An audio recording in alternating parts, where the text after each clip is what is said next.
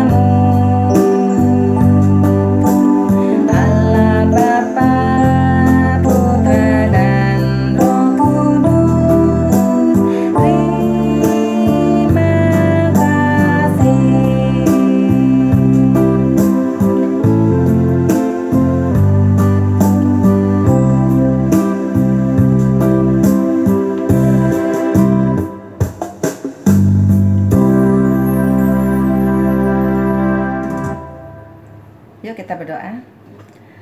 Tuhan Yesus, terima kasih untuk perlindungan penyertaan Tuhan Yesus Kristus kepada kami semua sampai saat ini.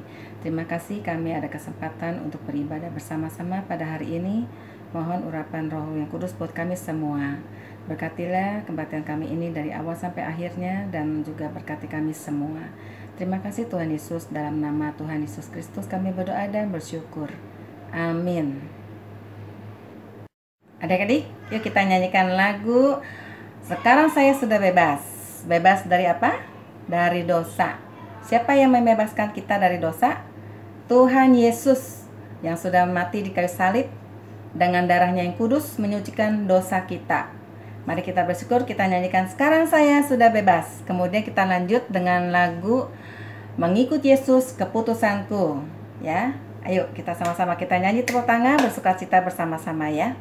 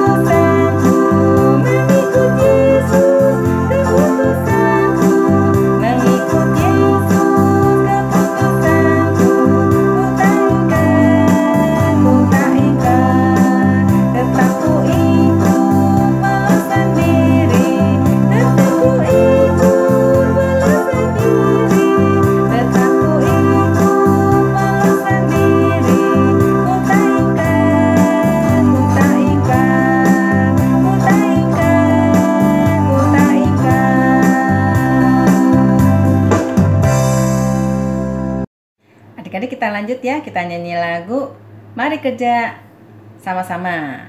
Kan kita sudah diselamatkan, sudah dibebaskan dari dosa. Kita diselamatkan oleh Tuhan Yesus. Kita bersyukur, kita melakukan pelayanan pekerjaan Tuhan. Kita kerja bersama-sama ya. Mungkin pakai gerakan ya.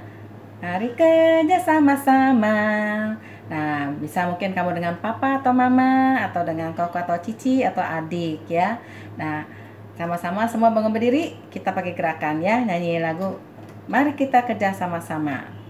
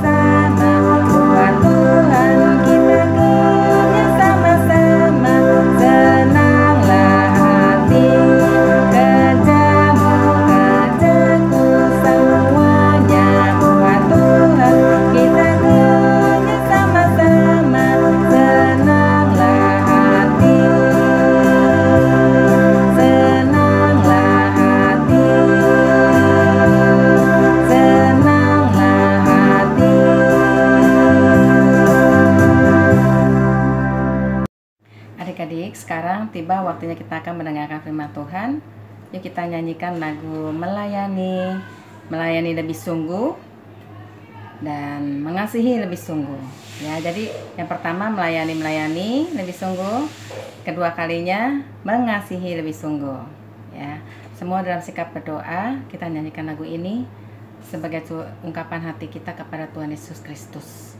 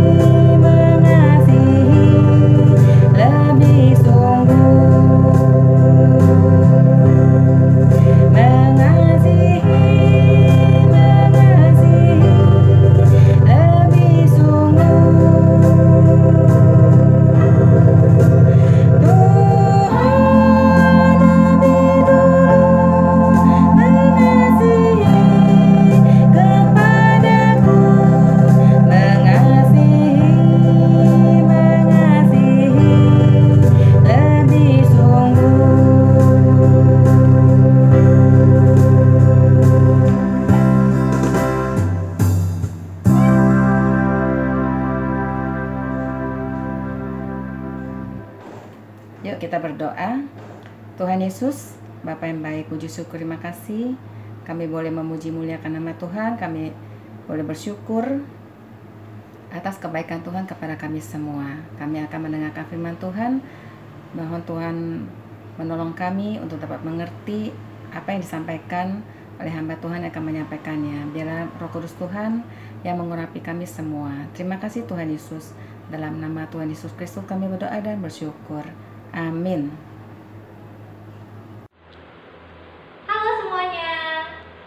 Nah, tadi kalian kan sudah memuji-muji nama Tuhan dan bernyanyi untuk Tuhan. Sekarang sudah siap belum mendengarkan firman Tuhan?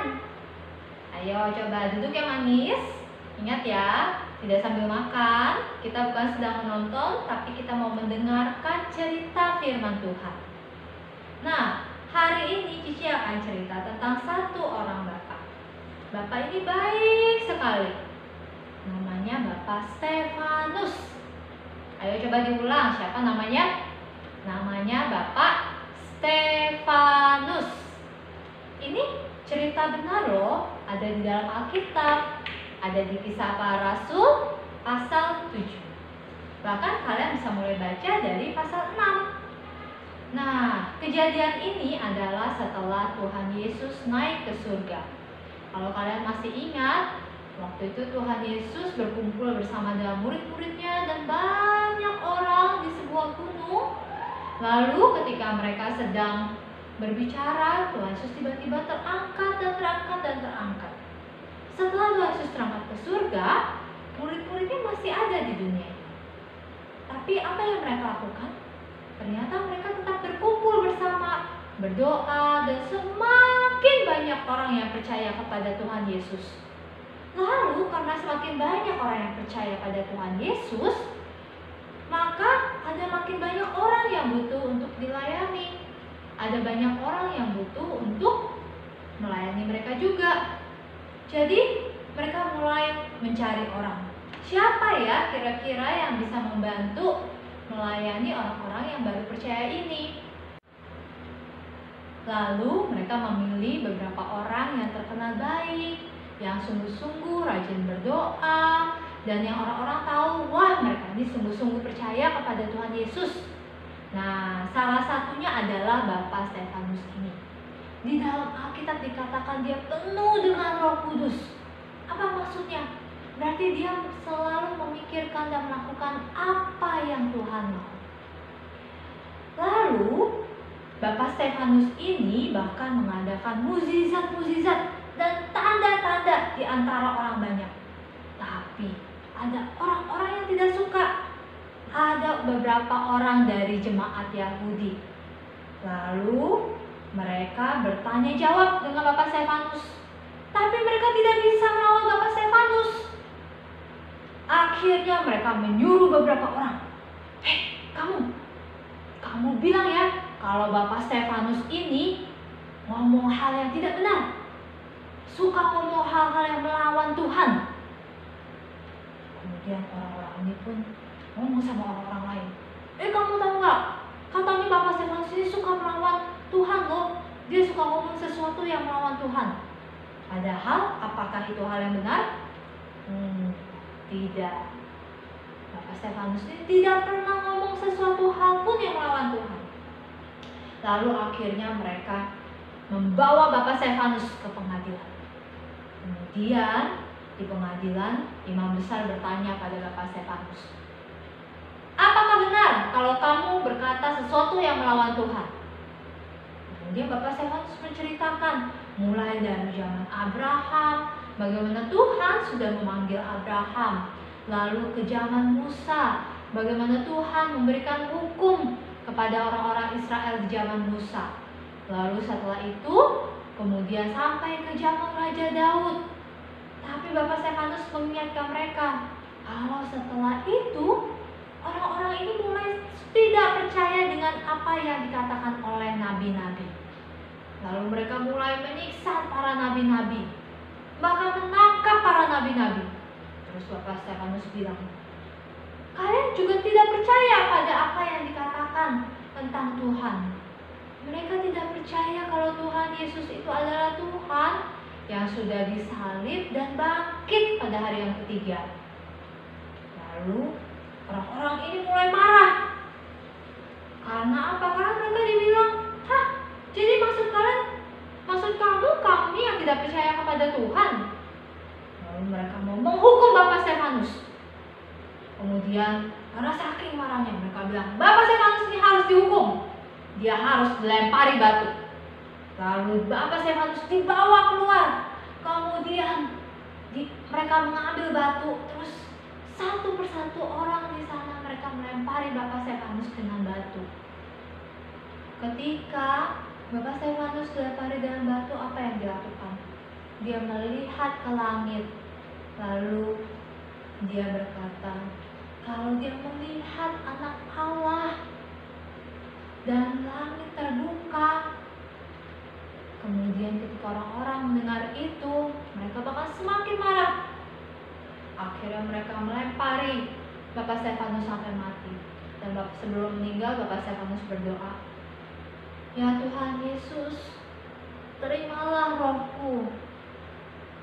Tuhan, jangan tanggungkan dosa ini kepada mereka.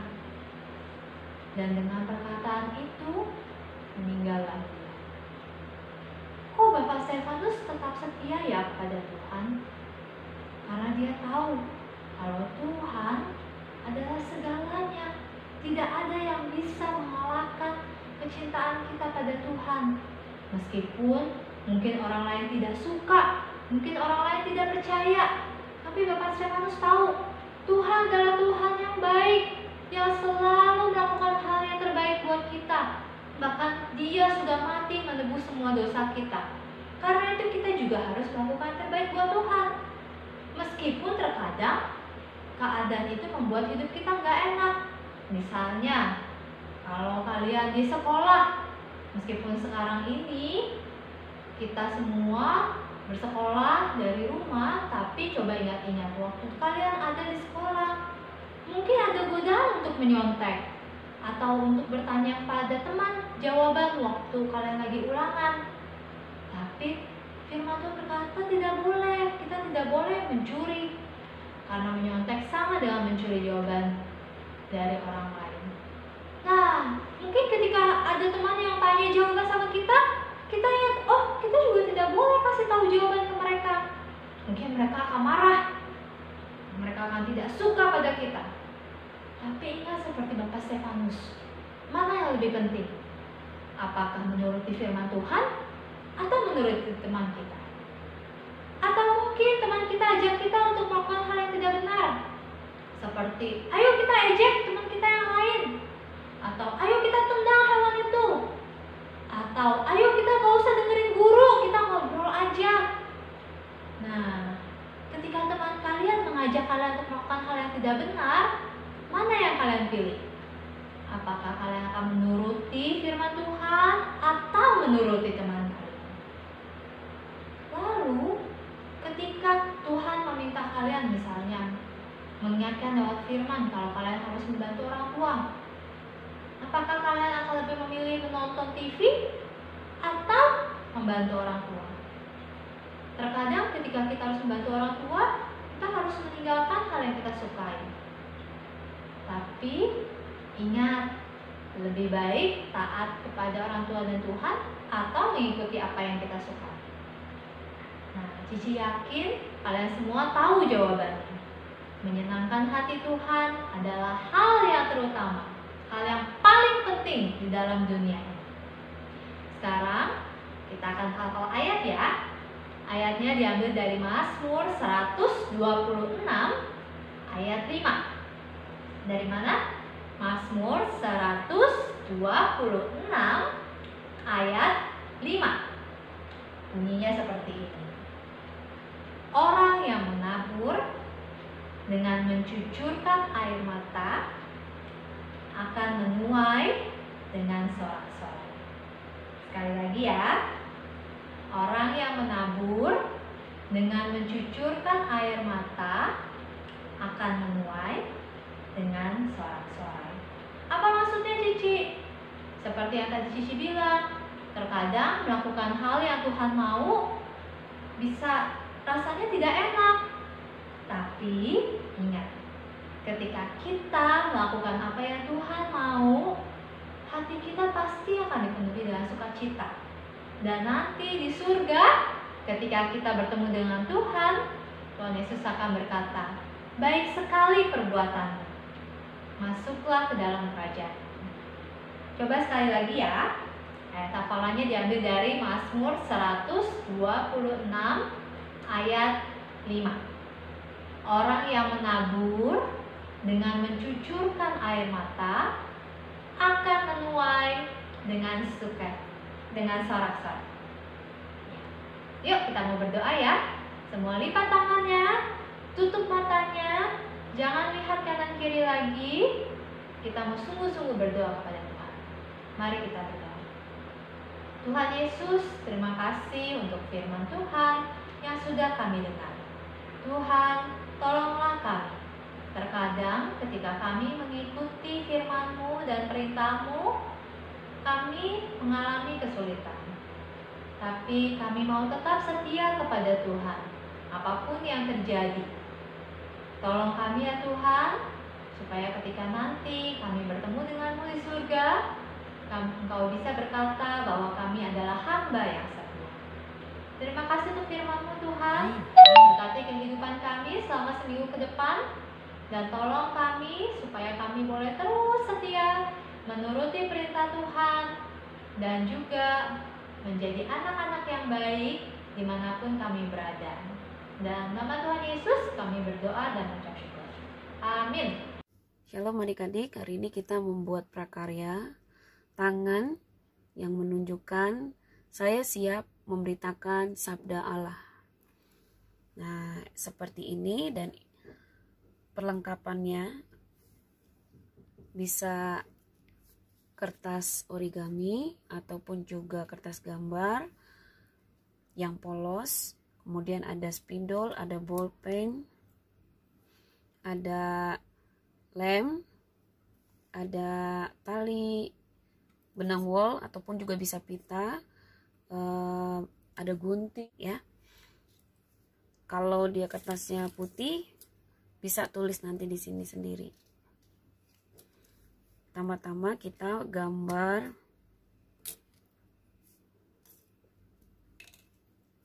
atau cetak tangan kita sendiri yang sebelah kanan ya adik-adik ya. Sebelah kanan.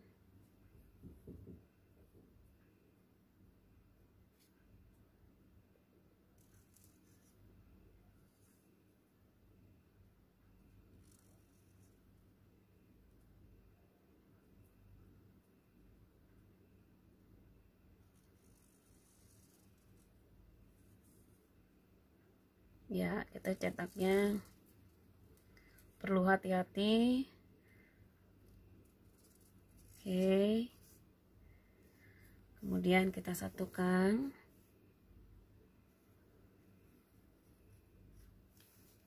Nah, setelah itu kita gunting.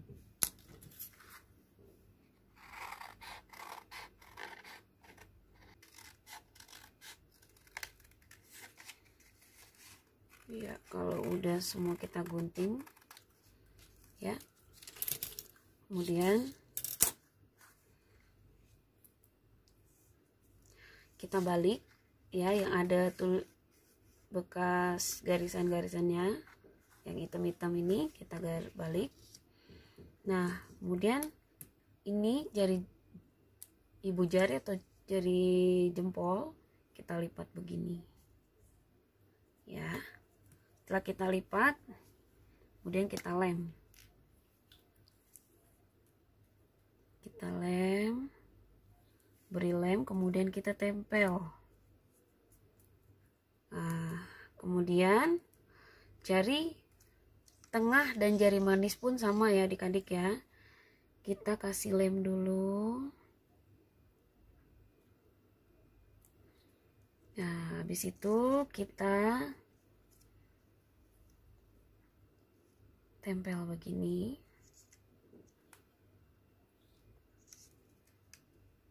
ya.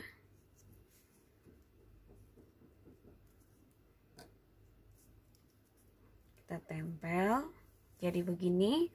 Kemudian yang kelingking juga sama, kita kasih lem di sininya.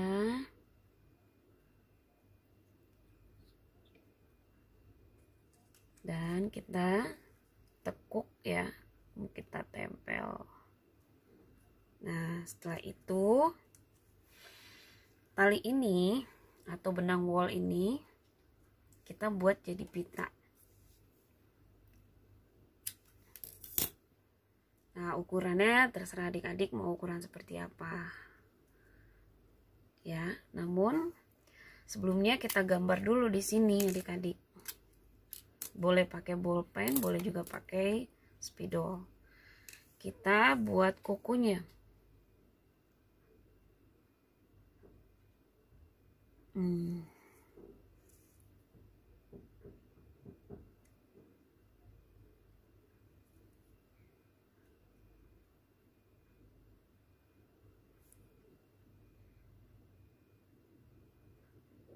Ya. Ya, ini kita juga bisa kasih garis lagi dikit. Tambahin biar lebih bagus. Biar sama ya kalau ada garisnya.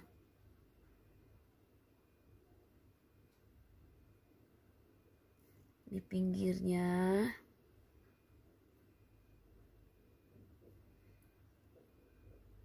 Agak susah tapi pelan-pelan ya adik-adik ya. Kemudian kita kasih kuku juga di sini. Gambar kuku. Ya, jadi ya adik-adik, kita sekarang buat tali pitanya. Nah, ukurannya segini ya adik-adik ya, nggak terlalu panjang dan dikasih lem. Nah, kita kasih lem dulu.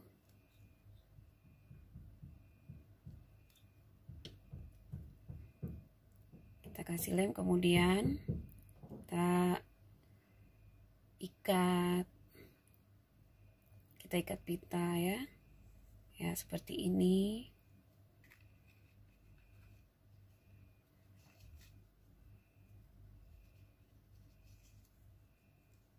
Kayak kita lagi ngikat tali sepatu tuh biasanya bisa begitu ya. Nah, jadi pitanya. Oke.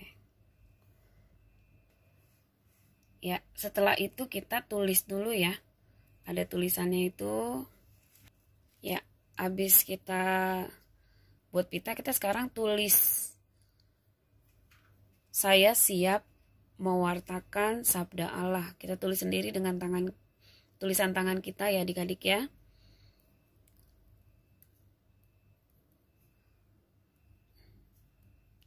Kayaknya kalau mau lebih terlihat lagi, kertasnya bisa yang lebih terang.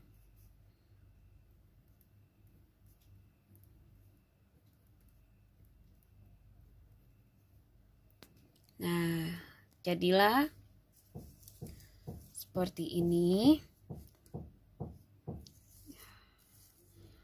Iya, inilah kreativitas atau prakarya kita pada minggu ini. Terima kasih, Tuhan Yesus memberkati.